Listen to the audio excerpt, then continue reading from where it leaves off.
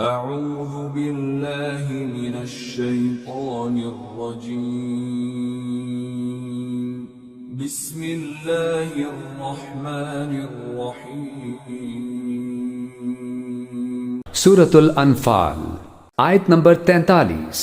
اذ يريكهم الله في منامك قليلا ولو أراكهم كثيرا لفشلتم ولتنازعتم في الأمر ولكن الله سلم إنه عليم بذات الصدور۔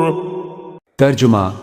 اور اے پیغمبر وہ وقت یاد کرو جب اللہ خواب میں تمہیں ان دشمنوں کی تعداد کم دکھا رہا تھا، اور اگر تمہیں ان کی تعداد زیادہ دکھا دیتا تو اے مسلمانوں تم ہمت ہار جاتے اور تمہارے درمیان اس معاملے میں اختلاف پیدا ہو جاتا، لیکن اللہ نے تمہیں اس سے بچا لیا۔ یقیناً وہ سینوں میں چھپی باتیں خوب جانتا ہے۔ تفسیر۔ جنگ شروع ہونے سے پہلے جب ابھی تک مسلمانوں کو یہ پتہ نہیں چلا تھا کہ حملہ آور کافروں کی تعداد کتنی ہے، حضرت صلی اللہ علیہ وآلہ وسلم کو خواب میں کافروں کے لشکر کو کم کر کے دکھایا گیا۔ آپ نے وہ خواب صحابہ کرام سے بیان فرمایا جس سے ان کے حوصلے بلند ہوئے۔ امام رازی رحمہ اللہ کہتے ہیں کہ نبی کا خواب چونکہ واقعے کے خلاف نہیں ہو سکتا، اس لیے بظاہر آپ کو لشکر کا ایک حصہ دکھایا گیا تھا۔ آپ نے اسی حصے کے بارے میں لوگوں کو بتایا کہ وہ تھوڑے سے لوگ ہیں، اور بعض حضرات نے یہ بھی فرمایا ہے کہ خواب میں جو چیز دکھائی جاتی ہے وہ عالم مثال سے تعلق رکھتی ہے، عین وہ چیز مراد نہیں ہوتی جو خواب میں نظر آ رہی ہو۔ اسی لیے خواب میں تعبیر کی ضرورت پڑتی ہے، لہذا خواب میں سارے لشکر کی تعداد اگرچہ واقعی کم دکھائی گئی، لیکن اس کمی کی اصل تعبیر یہ تھی کہ یہ سارا لشکر بے حیثیت ہے۔ حضرت صلی اللہ علیہ وآلہ وسلم کو اس تعبیر کا علم تھا، اور آپ نے یہ خواب صحابہ رضوان اللہ علیہم اجمعین کے سامنے اس لیے بیان فرمایا تاکہ ان کے حوصلے بڑھ جائیں۔ آیت نمبر 44۔ وَإِذْ يُرِيكُمُوهُمْ إِذِ الْتَقَيْتُمْ فِي أَعْيُنِكُمْ قَلِيلًا وَيُقَلِّلُكُمْ فِي أَعْيُنِهِمْ لِيَقْضِيَ اللَّهُ أَمْرًا كَانَ مَفْعُولًا وَإِلَى اللَّهِ تُرْجَعُ الْأُمُورُ۔ ترجمہ۔ اور وہ وقت یاد کرو کہ جب تم ایک دوسرے کے مد مقابل آئے تھے تو اللہ تمہاری نگاہوں میں ان کی تعداد کم دکھا رہا تھا اور ان کی نگاہوں میں تمہیں کم کر کے دکھا رہا تھا، تاکہ جو کام ہو کر رہنا تھا اللہ اسے پورا کر دکھائے، اور تمام معاملات اللہ ہی کی طرف لوٹائے جاتی ہیں۔ تفسیر۔ یہ اس خواب کے علاوہ بیداری کا واقعہ ہے جو عین اس وقت پیش آیا جب دونوں لشکر آمنے سامنے آ گئے۔ اس وقت اللہ تعالیٰ نے مسلمانوں پر کچھ ایسی کیفیت طاری فرما دی کہ کفار کا وہ لشکر جرار ان کو بہت معمولی محسوس ہوا۔ آیت نمبر 45۔ یا ایہا الذین آمنوا اذا لقیتم فئة فاثبتوا واذکروا اللہ کثیرا لعلکم تفلحون۔ ترجمہ۔ اے ایمان والو، جب تمہارا کسی گروہ سے مقابلہ ہو جائے تو ثابت قدم رہو اور اللہ کا کثرت سے ذکر کرو تاکہ تمہیں کامیابی حاصل ہو۔ تفسیر۔ یا ایھا الذین آمنوا اذا لقیتم فئة فاثبتوا، اے اہل ایمان جب بھی اب تمہارا چونکہ دور شروع ہو گیا ہے، اب تمہاری جد و جہد جو ہے وہ آخری مرحلے میں داخل ہو چکی ہے، مسلح تصادم کا آغاز ہو چکا ہے، اور یہ تو ابھی پہلی جنگ ہے، ابھی جنگیں اور آنی ہیں، اگلے ہی سال غزوہ احد ہو گیا۔ جب بھی تمہارا مقابلہ ہو کسی فوج سے فاثبتوا، پہلا حکم تو یہ ہے کہ پھر ثابت قدم رہو، قدم جمائے رکھو۔ دوسرا حکم واذکروا اللہ کثیرا، اور اللہ کا ذکر کرو کثرت کے ساتھ، لعلکم تفلحون، تاکہ تم فلاح پاؤ۔ تمہاری جو طاقت ہے وہ اللہ تعالیٰ کے بھروسے پر ہے۔ واصبر وما صبرک الا باللہ، ایک بندہ مومن کا صبر جو ہے وہ اللہ کے بھروسے پر ہے، لہذا اللہ یاد رہے گا، اللہ کے ساتھ قلبی تعلق، روحانی تعلق استوار ہوگا تو تم ثابت قدم رہو گے، اور اگر اللہ کے رشتہ ٹوٹ گیا، قلبی رشتہ، روحانی رشتہ، تو پھر تمہارے اندر جان نہیں ہوگی۔ آیت نمبر 46۔ وَأَطِيعُوا اللَّهَ وَرَسُولَهُ وَلَا تَنَازَعُوا فَتَفْشَلُوا وَتَذْهَبَ رِيحُكُمْ وَاصْبِرُوا إِنَّ اللَّهَ مَعَ الصَّابِرِينَ۔ ترجمہ۔ اور اللہ اور اس کے رسول کی اطاعت کرو اور آپس میں جھگڑا نہ کرو، ورنہ تم کمزور پڑ جاؤ گے اور تمہاری ہوا اکھڑ جائے گی، اور صبر سے کام لو، یقین رکھو کہ اللہ صبر کرنے والوں کے ساتھ ہے۔ تفسیر۔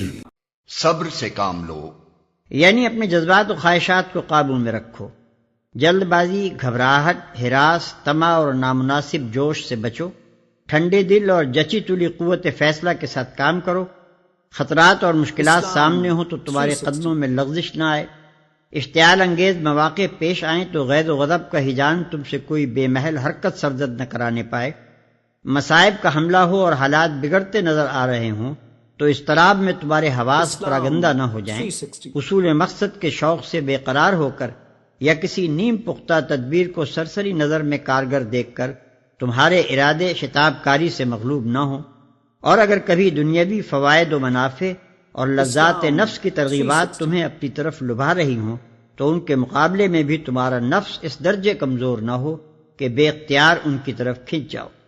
یہ تمام مفہومات صرف ایک لفظ صبر میں پوشیدہ ہیں، اور اللہ تعالیٰ فرماتا ہے کہ جو لوگ ان تمام حیثیات سے صابر ہوں میری تائید انہی کو حاصل ہے۔ آیت نمبر 47۔ ولا تكونوا كالذين خرجوا من ديارهم بطرا ورئاء الناس ويصدون عن سبيل الله والله بما يعملون محيط۔ ترجمہ، اور ان لوگوں کی طرح نہ ہو جانا جو اپنے گھروں سے اکڑتے ہوئے اور لوگوں کو اپنی شان دکھاتے ہوئے نکلے تھے اور دوسروں کو اللہ کے راستے سے روک رہے تھے، اور اللہ نے لوگوں کے سارے اعمال کو اپنے علم کے احاطے میں لیا ہوا ہے۔ تفسیر۔ اس سے مراد کفار قریش کا وہ لشکر ہے جو جنگ بدر کے موقع پر بڑا اکڑتا اور اتراتا اور اپنی شان و شوکت کا مظاہرہ کرتے ہوئے نکلا تھا۔ سبق یہ دینا ہے کہ جنگی طاقت کتنی بھی ہو اس پر بھروسہ کر کے تکبر میں مبتلا نہیں ہونا چاہیے، بلکہ بھروسہ صرف اللہ تعالیٰ پر رکھنا چاہیے۔ مطلب غالباً یہ ہے کہ بعض مرتبہ ایک شخص بظاہر اخلاص سے کام کرتا نظر آتا ہے لیکن اس کی نیت دکھاوے کی ہوتی ہے، یا اس کے برعکس بعض مرتبہ کسی شخص کا انداز بظاہر دکھاوے کا ہوتا ہے، جیسے دشمن کو مروب کرنے کے لیے کبھی طاقت کا مظاہرہ بھی کرنا پڑتا ہے، لیکن وہ اخلاص کے ساتھ بھروسہ اللہ ہی پر کرتا ہے۔ چونکہ اللہ تعالیٰ کو تمام اعمال کی اصل حقیقت کا پورا علم ہے، اس لیے وہ ان کی جزا یا سزا کا فیصلہ اپنی اسی علم کی بنیاد پر فرمائے گا، محض ظاہری حالت کی بنیاد پر نہیں۔ تفسیر کبیر، واللہ سبحانہ عالم۔ آیت نمبر 48۔ وَإِذْ زَيَّنَ لَهُمُ الشَّيْطَانُ أَعْمَالَهُمْ وَقَالَ لَا غَالِبَ لَكُمُ الْيَوْمَ مِنَ النَّاسِ وَإِنِّي جَارٌ لَكُمْ فَلَمَّا تَرَاءَتِ الْفِئَتَانِ نَكَصَ عَلَى عَقِبَيْهِ وَقَالَ إِنِّي بَرِيءٌ مِّنكُمْ إِنِّي أَرَى مَا لَا تَرَوْنَ إِنِّي أَخَافُ اللَّهَ وَاللَّهُ شَدِيدُ الْعِقَابِ۔ ترجمہ، اور وہ وقت بھی قابل ذکر ہے جب شیطان نے ان کافروں کو یہ سجھایا تھا کہ ان کے اعمال بڑے خوشنما ہیں، اور یہ کہا تھا کہ آج انسانوں میں کوئی نہیں ہے جو تم پر غالب آ سکے، اور میں تمہارا محافظ ہوں۔ پھر جب دونوں گروہ آمنے سامنے ہوئے تو وہ ایڑیوں کے بل پیچھے ہٹا اور کہنے لگا، میں تمہاری کوئی ذمہ داری نہیں لے سکتا، مجھے جو کچھ نظر آ رہا ہے وہ تمہیں نظر نہیں آ رہا، مجھے اللہ سے ڈر لگ رہا ہے اور اللہ کا عذاب بڑا سخت ہے۔ تفسیر۔ شیطان کی طرف سے یہ یقین دہانی اس طرح بھی ہو سکتی ہے کہ اس نے مشرکین کے دل میں یہ خیال ڈالا ہو، لیکن اگلے جملے میں جو واقعہ ذکر فرمایا گیا ہے اس سے ظاہر یہی ہے کہ اس نے کسی انسانی شکل میں آ کر مشرکین کو اکسایا تھا۔ چنانچہ حافظ ابن جریر وغیرہ نے یہ واقعہ نقل کیا ہے کہ جب مشرکین مکہ جنگ کے ارادے سے روانہ ہونے لگے تو انہیں یہ خطرہ لاحق ہوا کہ ان کے پیچھے ان کے گھروں پر قبیلہ بکر کے لوگ حملہ نہ کر دیں جن سے ان کی پرانی دشمنی چلی آتی تھی۔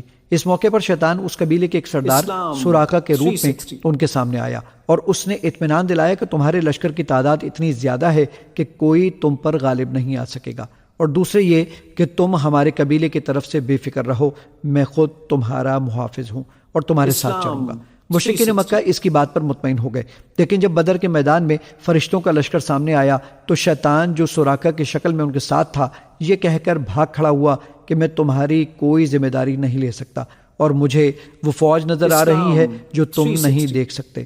بعد میں جب مشرکین کا لشکر شکست کھا کر مکہ مکرمہ لوٹا تو انہوں نے سراقہ سے شکایت کی کہ تم نے ہمیں بڑا دھوکہ دیا، سراقہ نے جواب میں کہا، مجھے تو اس قصے کا ذرا بھی پتہ نہیں اور نہ میں نے ایسی کوئی بات کہی تھی۔